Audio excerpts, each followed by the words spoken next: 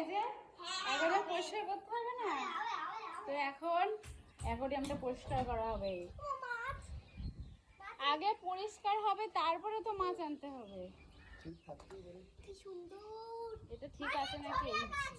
সব কিছু আছে, শুধু পরিষ্কার করে ঠিক করতে হবে। জানি না এটা ঠিক আছে কিনা। এই যে কত পাথর, পাথরগুলো এখন ভালো করে ধুতে হবে। হ্যাঁ হ্যাঁ হয়। পাথর আর কটা লাগবে না?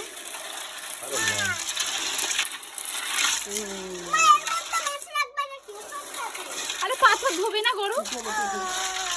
টিস্যু